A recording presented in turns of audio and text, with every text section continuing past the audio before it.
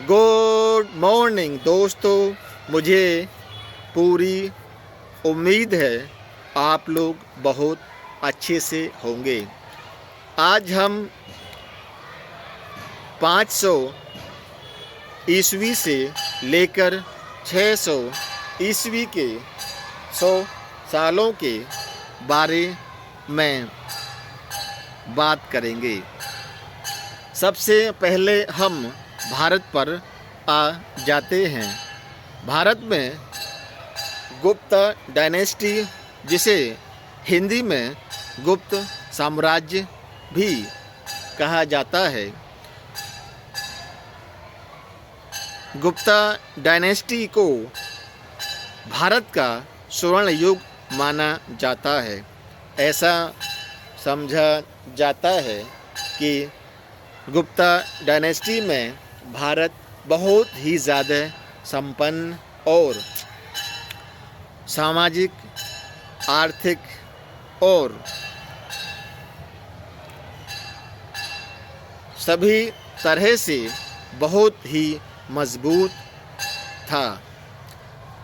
500 ईस्वी के बाद ही गुप्ता डायनेस्टी कमज़ोर होने लगी और इसकी वजह ये मानी जा सकती है कि हूण डायनेस्टी के लोग, जो कि उत्तर भारत के हिस्से पर बहुत ही ज़ोरदार हमले कर रहे थे। बेसिकली हूण मध्य एशिया से आई हुई एक बहुत ही बर्बर और लड़ाकू जनजाति थी। ऐसा माना जाता है कि गुप्ता डायनेस्टी कमज़ोर जैसे ही होने लगी, उस पर हूणों ने हमला कर दिया और साम्राज्य के अंदर से भी विद्रोह होने लगा। आपको एक बात मैं बताना चाहूँगा कि अगर कमज़ोर शासक है तो कमज़ोर शासक के लिए उसके घर से ही विद्रोह की शुरुआत हो जाती है और शासक कमज़ोर हो जाने के बाद वो आंतरिक और बाहरी हमलों को झेल नहीं पाता और पूरी तरह से ख़त्म हो जाता है। तोरणमान और मेहरकुल हूण साम्राज्य के, या कहें हूण डायनेस्टी, जो कि 500 से 600 ईस्वी में भारत के उत्तर में शुरू हो गई थी, इसके दो बहुत ही शक्तिशाली और मजबूत शासक रहे हैं। मेहरकुल के बारे में कहा जाता है कि इसने बौद्ध धर्म का पूरी तरह से नाश ही कर दिया, क्योंकि मेहरकुल ने, जो कि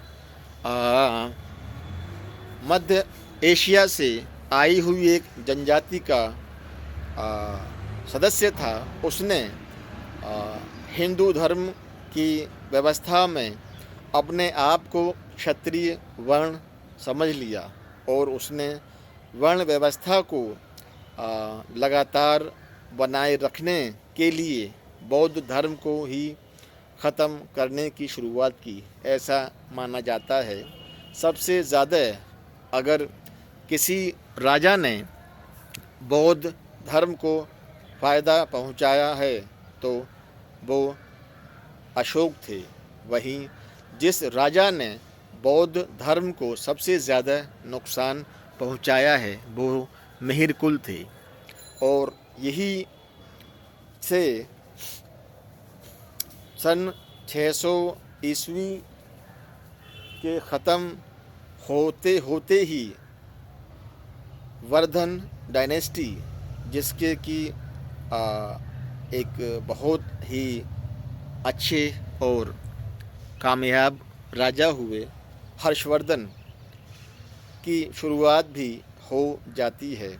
और अब साउथ इंडिया में अगर देखें तो चालुक्य और पल्लव डायनेस्टी दो ऐसी हैं जो पूरे साउथ इंडिया पर हुकूमत कर रही हैं, और ये दोनों डायनेस्टी ऐसी थी जिनमें अक्सर लड़ाइयाँ और एक दूसरे के ऊपर अपना मजबूत पक्ष को दिखाने के लिए लड़ाइयाँ होती रहती थी। साउथ में चालुक्य और पल्लव वंश बहुत ही मजबूत और सांस्कृतिक रूप से भी अगर देखें तो बहुत ही अच्छे, या यूँ कहें कि एक स्टेबलाइज्ड डायनेस्टी रहे हैं। अब हम पूरे दुनिया पर आते हैं। रोमन एम्पायर तो पूरा ख़त्म हो चुका है 500 ईस्वी से पहले ही, और रोमन एम्पायर के ख़त्म होते ही पूरे साम्राज्य में कई छोटे छोटे राज्य बन गए हैं जिन पर छोटे छोटे राजा हुकूमत कर रहे हैं। इनमें से ही एक रोमन एम्पायर को दो हिस्सों में बांटा गया था, बाइजेंटाइन एम्पायर और एक रोम का हिस्सा रखा गया था। बाइजेंटाइन एम्पायर में एक राजा हुए जस्टियन फर्स्ट, जिन्होंने जस्टियन कोड एक न्याय संहिता थी उसको लागू किया कि किस तरह से लोगों के अधिकार क्या होते हैं, और राजा की भी उसमें जिम्मेदारियां तय की गईं। यूरोप में अगर बात करें तो यूरोप में कई छोटी छोटी जनजातियां जो कि 500 ईस्वी से पहले एक बड़े साम्राज्यों के अधीन थी, या यूँ कहें कि एक कबीले जो कि रोमन एम्पायर के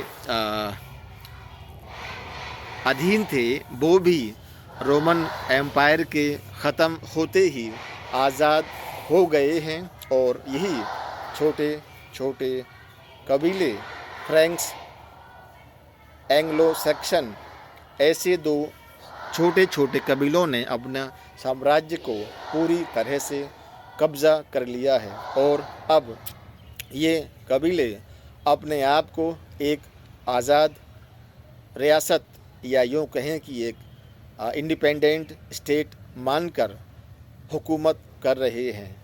चाइना की बात करें तो चाइना में 581 में सुई डायनेस्टी का